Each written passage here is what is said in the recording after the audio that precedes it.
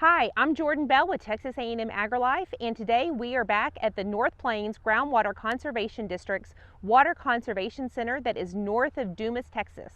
We are in a cotton variety trial that was planted on May the 25th, and today is July the 16th, so we are almost 50 days post-planting. As we look at this field, we are still in a squaring stage, and so there are lots of questions across the region about the stage of our cotton crop and the growing degree days we have accumulated to this point.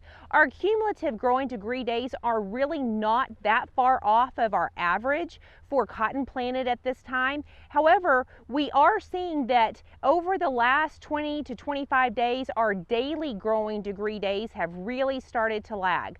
So that is why we are seeing our cotton development start to slow down. By the time we hit mid-July, we would hope that we would have cotton fields that are blooming, but across the region, we are still at a square stage. So of course, when we talk about squaring, we are actually talking about the early fruiting or reproductive development. So this is where our developing flower is starting to occur. Now, coming off of a cotton node, off of the main stem, we actually have two branches. Now, this is actually our main stem leaf. This second one is what would actually be the fruiting branch.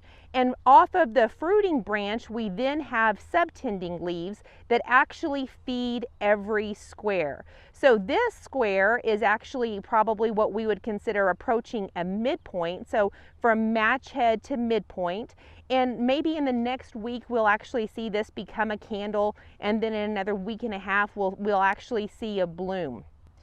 So although we already have our first position square, we are also seeing our second position square. The second position is a little larger than a pinhead. This is starting to approach that match head size. And then we have the subtending leaf that's coming off of that second position square. So this is a very critical stage as we're thinking about scouting. We want to make sure that we are monitoring for insects. We want to ensure that we maximize the square retention so that we can also maximize the boll load moving forward.